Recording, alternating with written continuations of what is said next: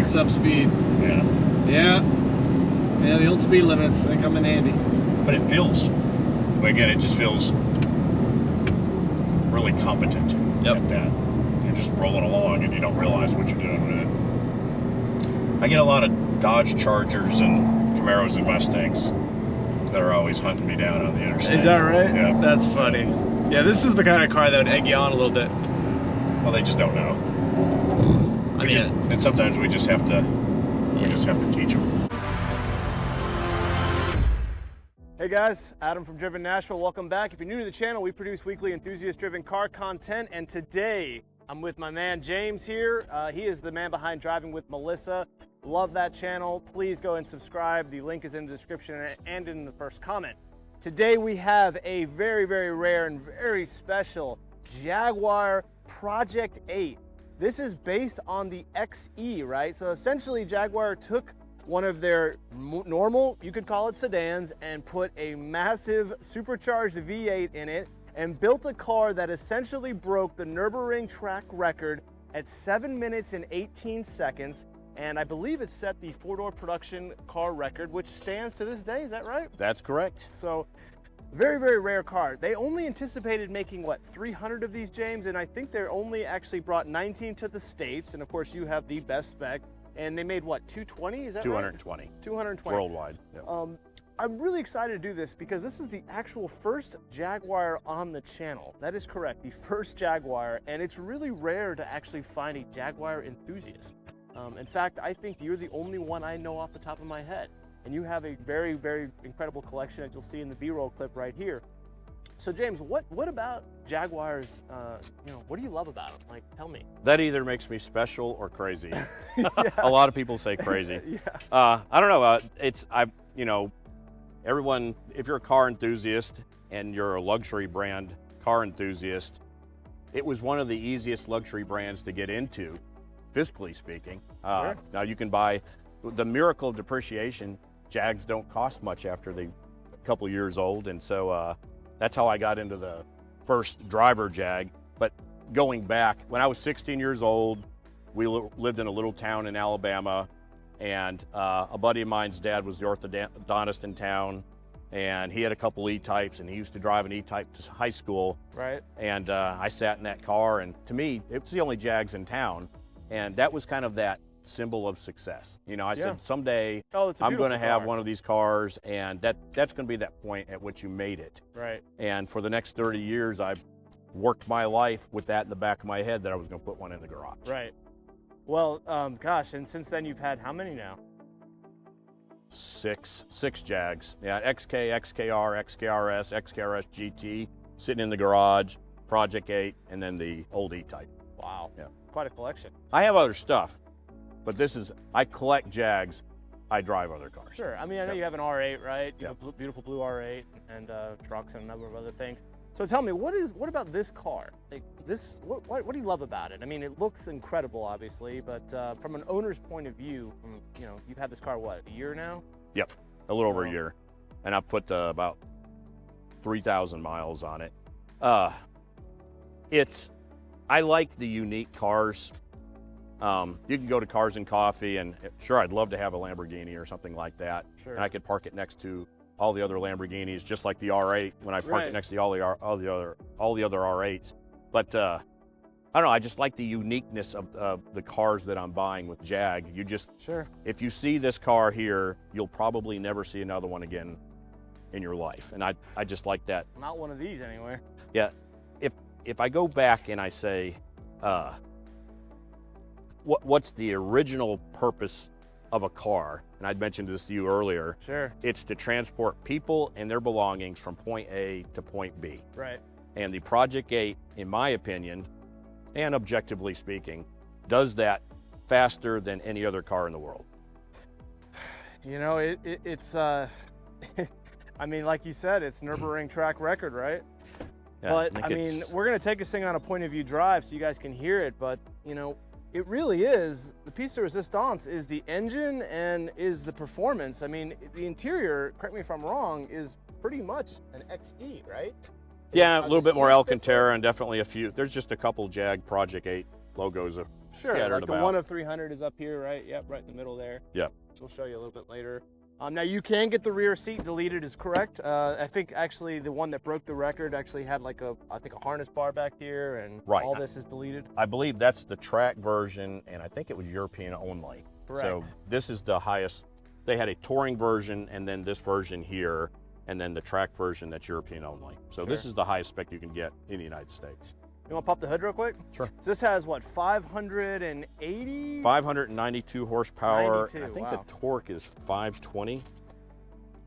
You can see this car was originally Look at that. to have a 2-liter 4-cylinder engine or a 3-liter 6-cylinder engine, and Jag's largest challenge was to cram a 5-liter supercharged 592 horsepower engine into that space. Sure. So you can see, I'm sure the mechanics aren't really thrilled with it.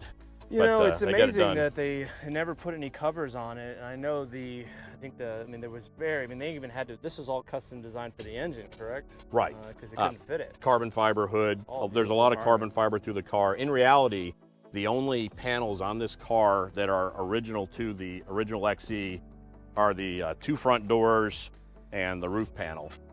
When you add that That's much it? horsepower, when you add that much horsepower, you got to have bigger brakes. So bigger brakes meant bigger wheels meant bigger tires. Well, bigger tires meant that you had to push all the fenders out. So you can see, especially on the rear end, how dramatic it is. All the rest of these panels are specific to the Project 8.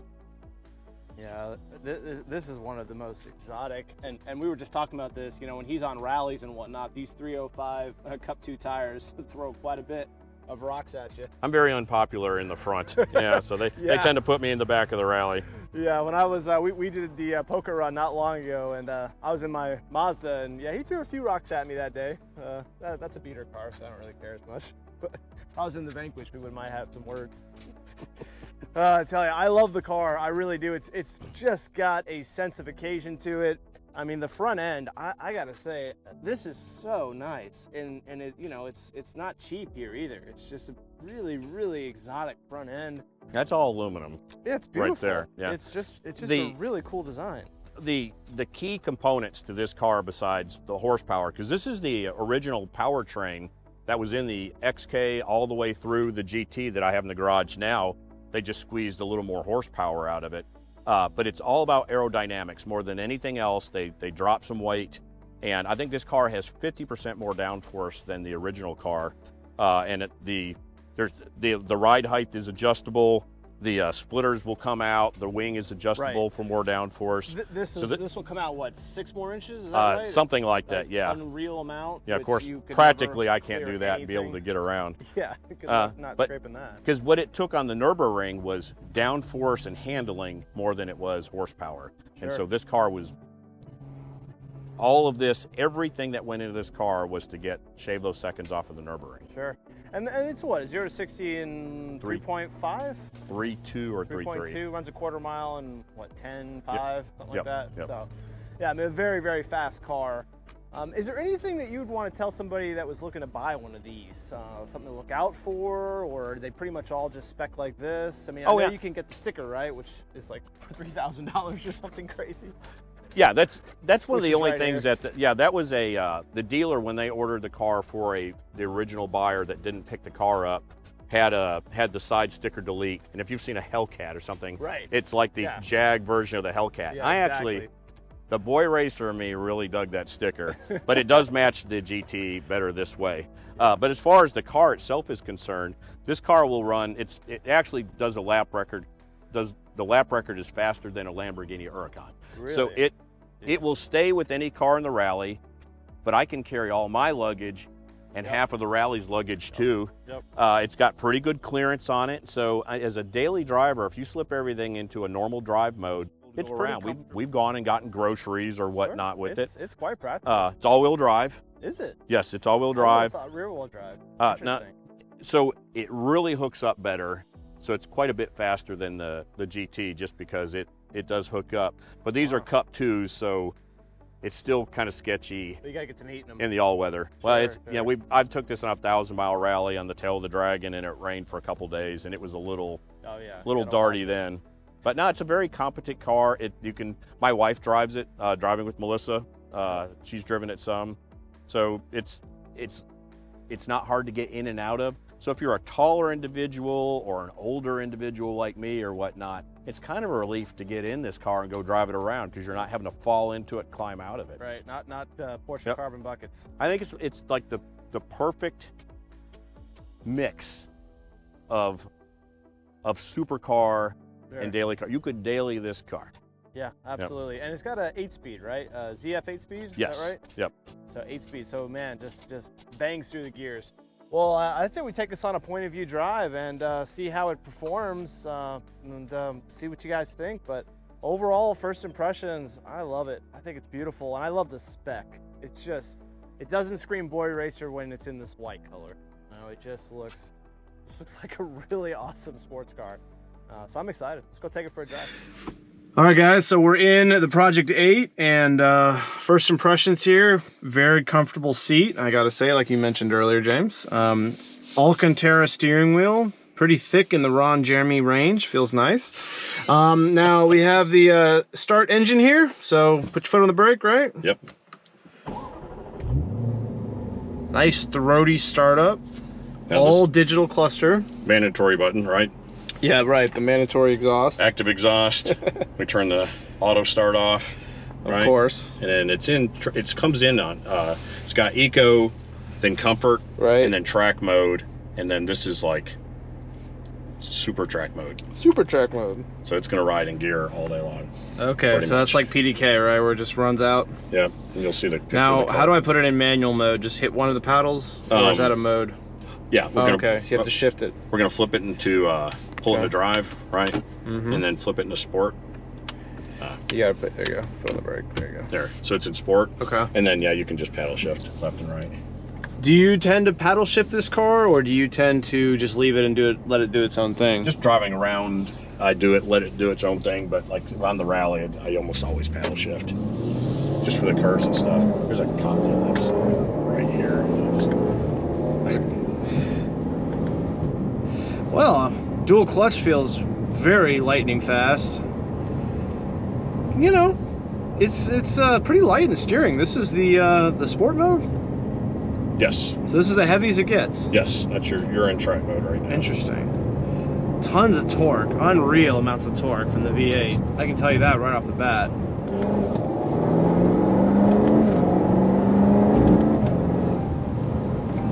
I gotta say, it shifts through the gears nice. Boy, the brakes feel really good on this car. You know, when you have this much power, you know, it's definitely fantastic that they gave you the brakes to stop it. This is not the lightest car in the world. I mean, it is still a four-door sedan.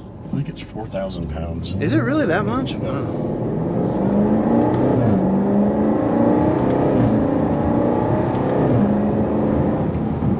Yeah, shifts good. Fast. Bangs gears a little bit. It's not the smoothest dual clutch, but it feels great. It's here, right? Yep. Yeah. So we're gonna go down a road here. Now I'm just giving you first impressions, guys. I'll let James drive his car and really push it so you guys can feel it. But you know, overall, it's very livable. Doesn't it feel grippy? Like Man, it feels all-wheel great. drive, you can really feel it hooking up. It's a lot of power, though. A lot of power. You can feel the all-wheel drive, like you said. I mean, it just, I had no idea this car was all-wheel drive. I thought it was rear-wheel drive, so that's my number one, you stumped me on it today. It's right on rails, though, no doubt about it. It feels really good. It doesn't, you know, for the harshness suspension, I mean, it doesn't feel like it's beating you up too bad. It's, like you said, it's pretty comfortable. You want to drop into comfort for a second, just for comparison? Sure. I mean, this road's pretty good overall now, but... There's comfort right there. Everything quieted up. Yeah. Yep. You do feel the bumps, though, I will say, even in comfort. You still know you're in a track-focused car. But overall... Ready to go back? Not nearly as bad as a ZL1 or something like that. That is, you know, I had one of those. You really feel it on the bridges, on the interstate. Yeah. Yeah, that's where it makes a big difference. Yeah, I don't think this car would make you nauseous, which is good. I rode passenger for the first time on the tail of the Dragon, with a rally buddy of mine, and I was really concerned about that because I'm susceptible to it, but that was fine. Yeah, it's interesting. The power plant really likes to be at the higher end to get your max power, so it's a little more of a linear power plant. That's supercharged. Yeah. How much torque does this thing have? 520. 520, okay. That feels about right. Yeah, it's nice, guys. It's definitely a special car for a sedan. I mean, it's up there with the best of them. Boy, the limit to this car, I mean, you really can't even get anywhere near it on the street. I mean, it really feels like I'm babying it right now. You know, and we're doing 70 miles an hour, like it's nothing. Yeah, if I pop it back into drive, but just hold the right paddle for a second. Yep. This is where it normally stays. I mean, you think you're riding it high in gear, it'll sit in second and third.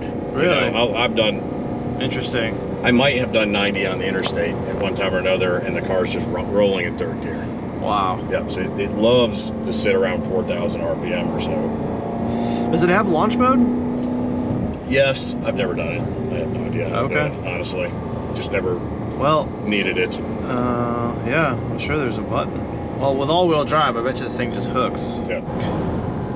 Yeah, I don't know if you can see it, guys, but it does have a really cool heads-up display here as well. Big center screen, you know, you could take or leave it. I like the screens because you can change it, you know, the modes, and you can have obviously your navigation here. Also a sucker for the old school stuff as well, you know, with the big instrument clusters like my Aston has and several cars we put on the channel. But overall, you know, this is a 2019 or 20 car? 2019. Yeah, so, you know, pretty new. And I'm gonna go ahead and switch seats here with James so he can go ahead and show you how this car really works. Baby, he knows the limits of it.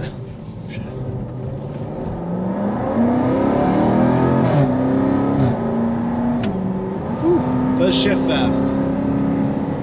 Well, I actually, it'll go higher in gear than I guess I take it in gear when I drive it with the paddle shifters. Right. So I think it's sitting in second or third right now.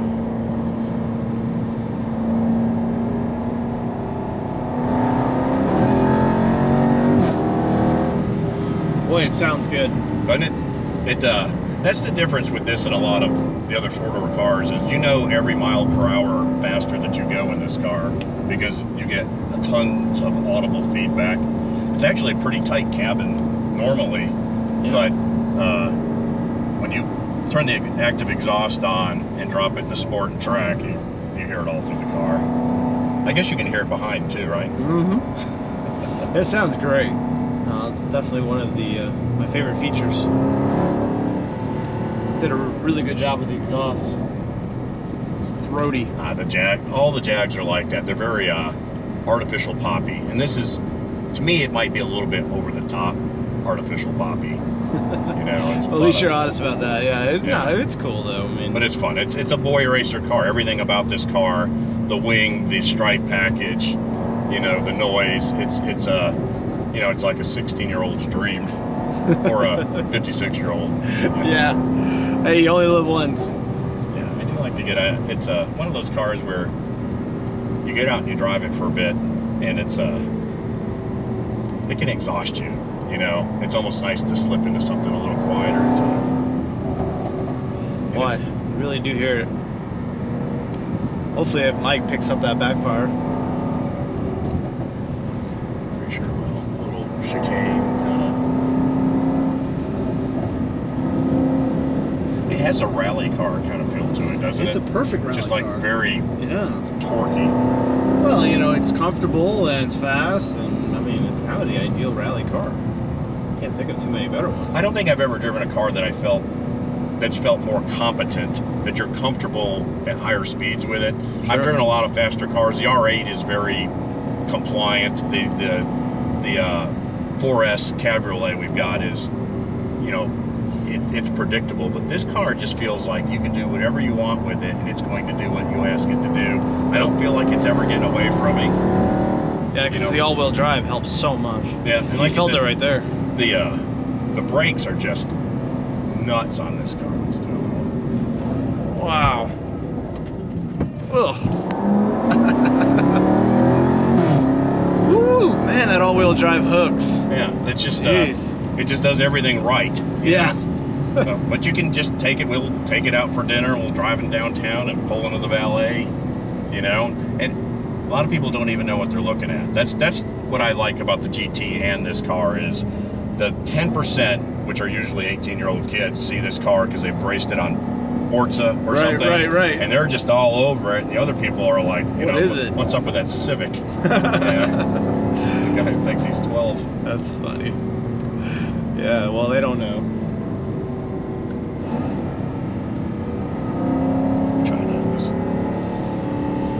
Yeah, this is a good little spot in the road here.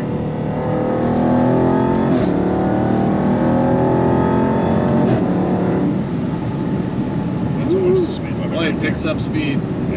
Yeah, the old speed limits, they come in handy. But it feels, again, it just feels really competent at that.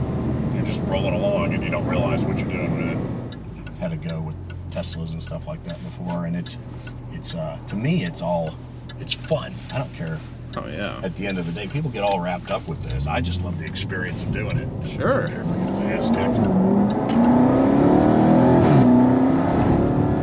It's like anything else. All these cars are so good now. There's really no place you could really exploit them. Right. Yep. Not unless you go to the track. Go down to Polecat. Right. Oh, yep. Yeah. I'm waiting for you to take this to Polecat. I think I will do that at some point. You got to. Yeah. You got to. I mean, but you'll be behind me and you'll pass me in your Miata, just like you passed the No, I won't pass you. No way. Because you're gonna we both know you're gonna push this car because you're a good driver. Does it have Apple CarPlay? It does, and that's what I was about to say. I always use it with Apple CarPlay, and the display is different when I I'm showing you some of the technology here. James is flowing through the. So, lots of regular apps, Apple CarPlay, Android. Yep. But there's a track mode on here. Mm-hmm. When you go into that, it can let you, I guess, it's factory setup, and then custom setup based on the mode that you're in, like the track mode that I'm in here now. Yep. I assume I can go in here and oops. Oh, so when you're in dynamic as opposed to track mode, you can go in here and change some of the other stuff. It looks like it scrolls up, doesn't it? Yeah. What is this? It looks like there's multiple. Is it that? Here it is. Oh, there you go. Well, that's cool. You can leave. You can change like that side. Quick link too. Yeah. Yeah. Cool. And then if we go back, this may mean something more to you. Also, I think it has to do with their front, the rear, your all-wheel drive. Well, maybe. What bias it happens to be in, depending on what you're doing or what you're driving. I can see that. Look at that. That's really neat. Yeah. That probably means a lot more to all those people out there that do track stuff every day than it does Sure. me. I just thought that was and we're gonna get you out there soon. Yep. It's a good time, man. We'll ask Owen. He'll figure all that out for me. Yeah, that's right. Well, guys, this is the conclusion of this particular video. We're over here in Eagleville area. What's this restaurant called, James? It is called the Grindstone Cowboy. Grindstone Cowboy. So we're at the Grindstone Cowboy. Who owns this restaurant? You said a country music star, Craig right? Campbell, the country music star. Yes. Craig Campbell. So if you're over here in Eagleville, Craig Campbell, check it out. This is his spot. Looks nice. All new and renovated.